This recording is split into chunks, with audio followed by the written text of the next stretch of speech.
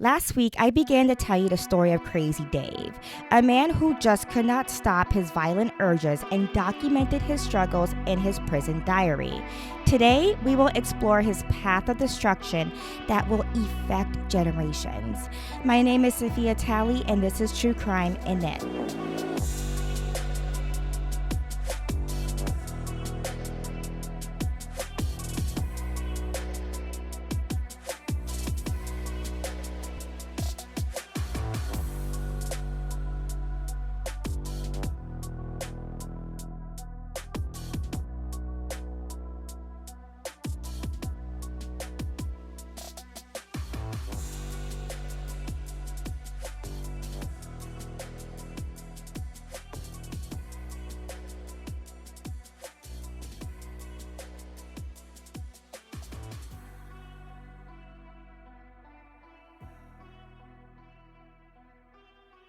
When David Moss was released from prison in 1977, he just could not stay out of trouble for long.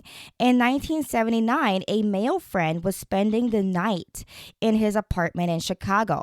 Some sources state that this friend was underage, but I just cannot confirm this. However, I am inclined to believe that this friend was a teenager due to David associating himself with that teenager in Germany, and because I cannot find the victim's name anywhere, making me believe that he was a minor whose family asked for anonymity, a right often given to minors.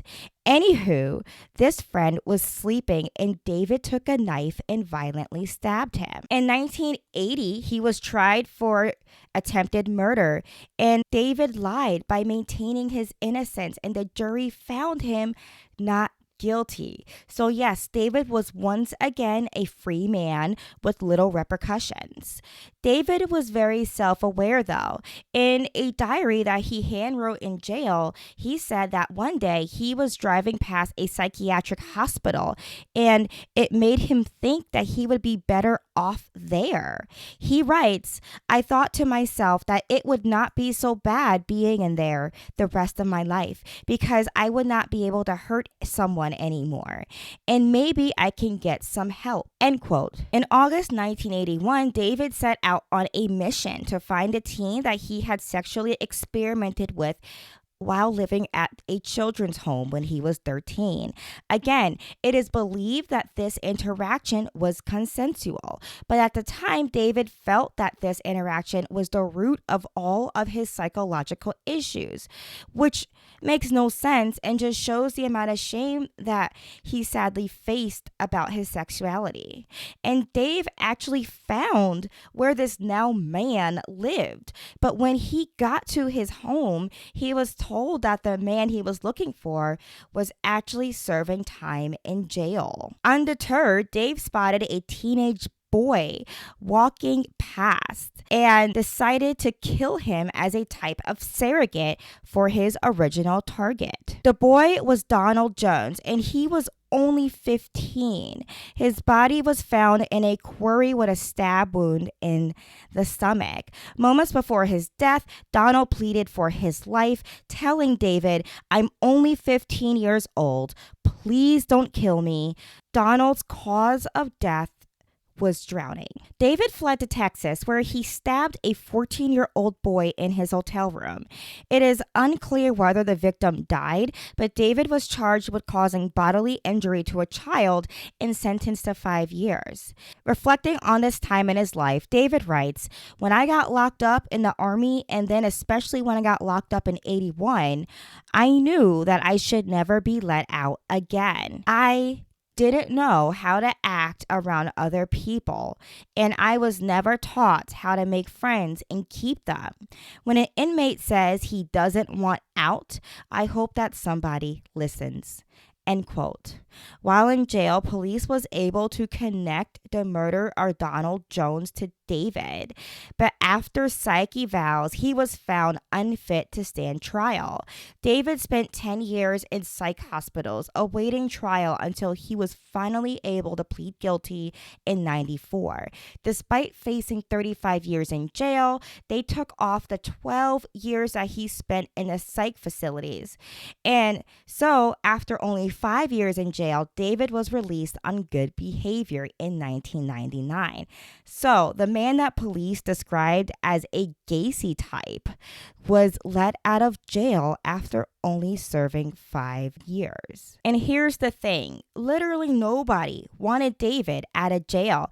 The prosecutor tried to influence the courts to keep him in jail, and David wrote a 5-page essay to the Illinois Department of Corrections asking them to be kept in prison.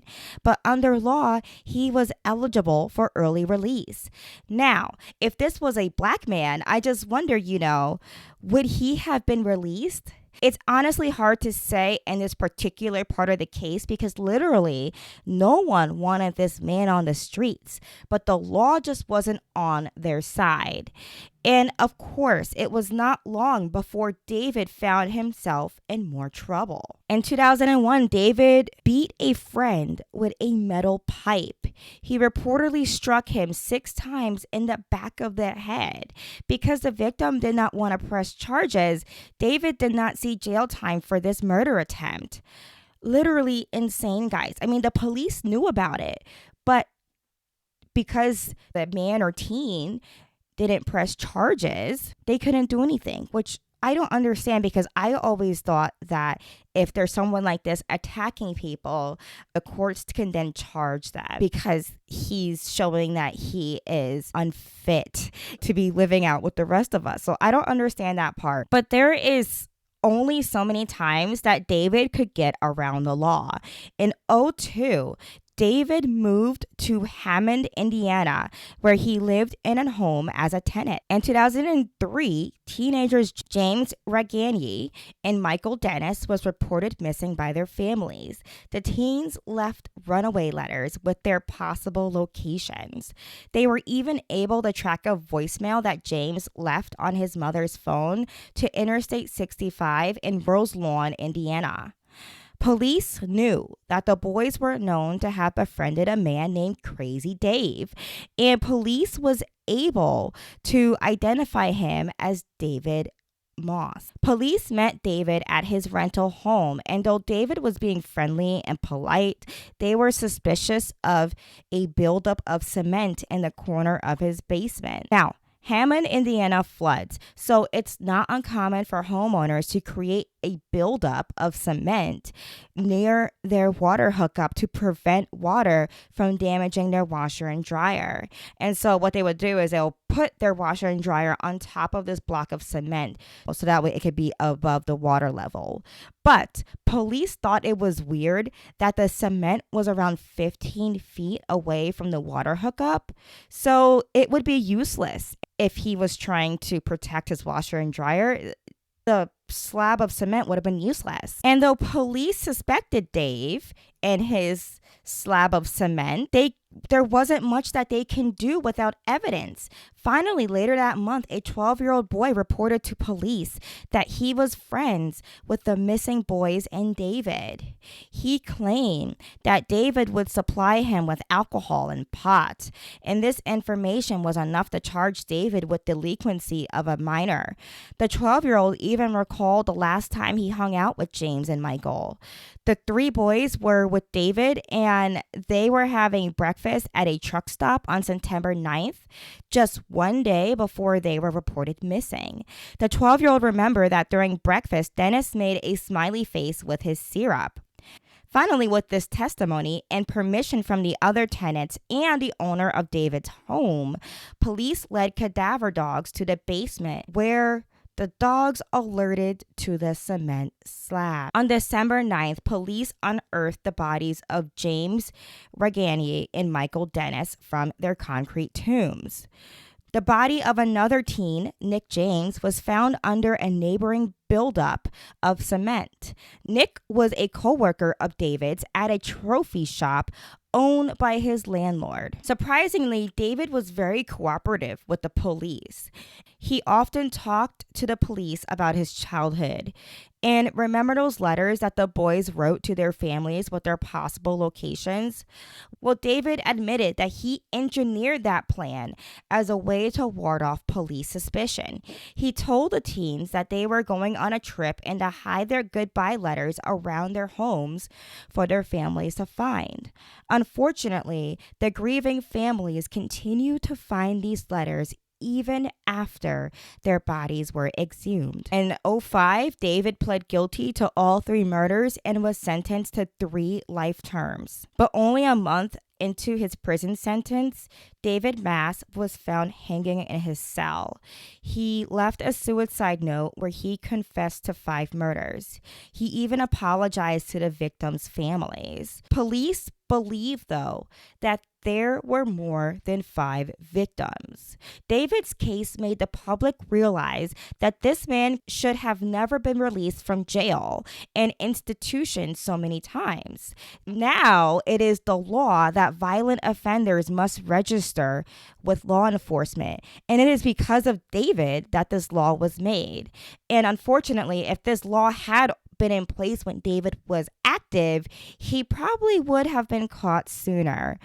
This was a horrible, preventable case, but it is reassuring to know that a law was created to hopefully prevent this from happening again. My name is Sophia Talley, and this has been the season finale of season 3 of True Crime at Knit. For more information, please visit www.thedrunknitr.com/truecrime.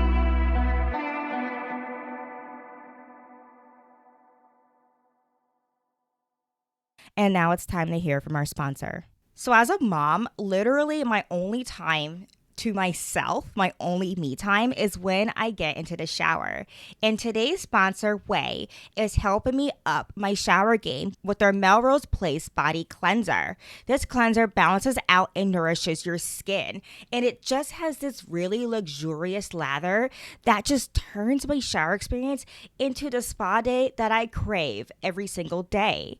Experience the new Melrose Place Body Creme and Body Cleanser. Your body, your way. Go to THEOUAI.com and use code BELIEVE, BLEAV, to get 15% off your entire purchase. That's 15% off your entire order at THEOUAI.com, code BELIEVE. And last time for our knitter mission.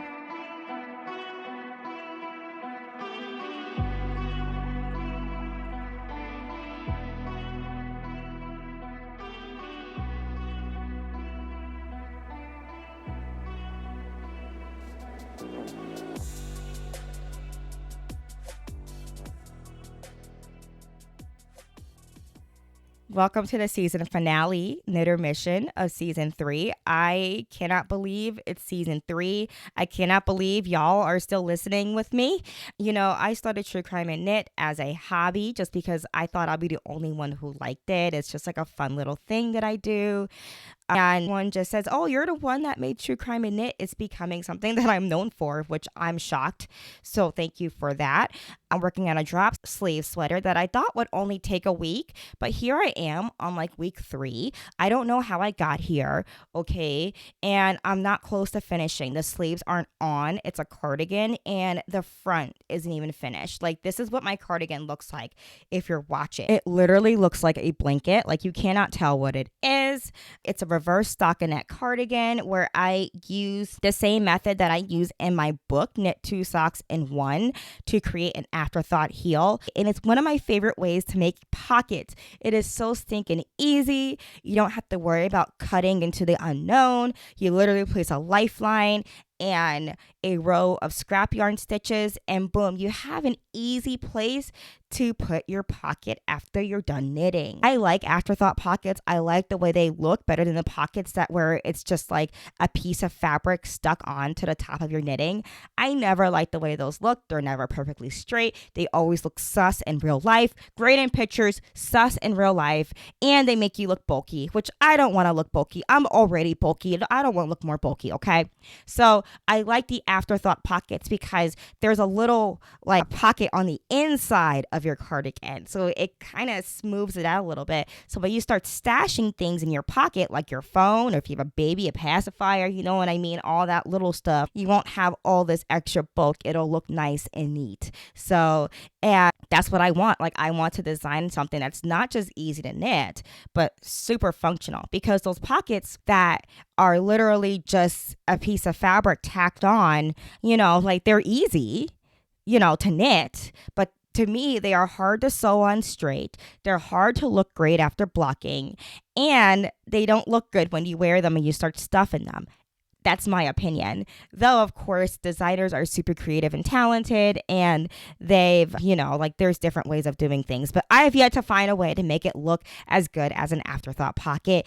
And that is my stance, and I am sticking to it. Okay. So I am also super excited because I will be at Seattle in a few weeks on the 8th. I'm super excited. I'll be teaching with Vogue Knitting Live Seattle. And if you want to hear more about that, I have a blog post, so check that out. At least I think I have a blog post. If I don't have a blog post, then I'll have an email campaign and I'll link that below. But that's fun. And my book is still out. And if you were with me last week, you saw I was #1 on Amazon in fashion and textiles.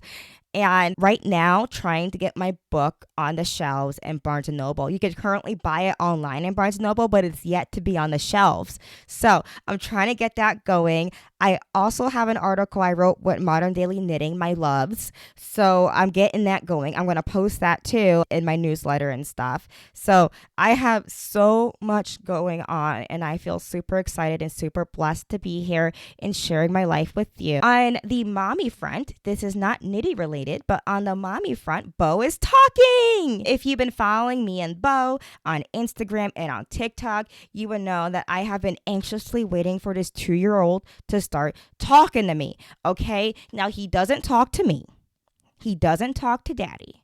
He's shy. He has what his OT calls like performance anxiety. He feels like it's too much pressure, but he'll talk to his teachers that he just met 3 weeks ago and a week ago and a few days ago. Yeah, he'll talk to his teachers all day. He be telling them stuff. You know what I mean? He'll also talk to Patball, he'll talk to the post office, to the postman. Okay. He waved at this girl at Starbucks that I've never seen before in my life.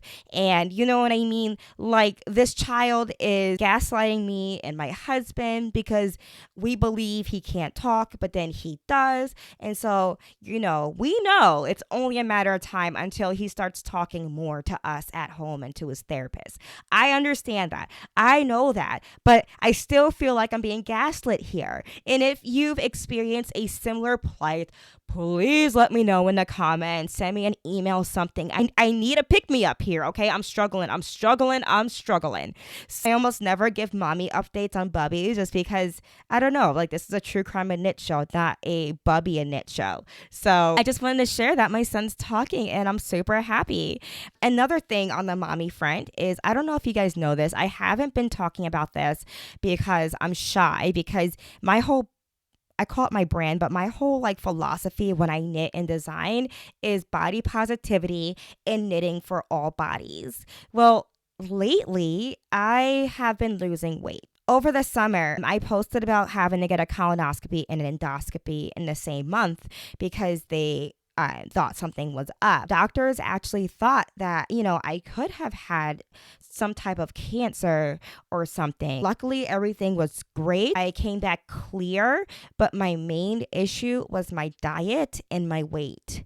I weighed about 180 at the time, and I was happy with my weight. I didn't care. I did not care, okay? But my body was literally falling apart, and I wasn't doing well physically or emotionally. And so far, I've lost a little over 20 pounds. I think I'm over 20 pounds now. lighter.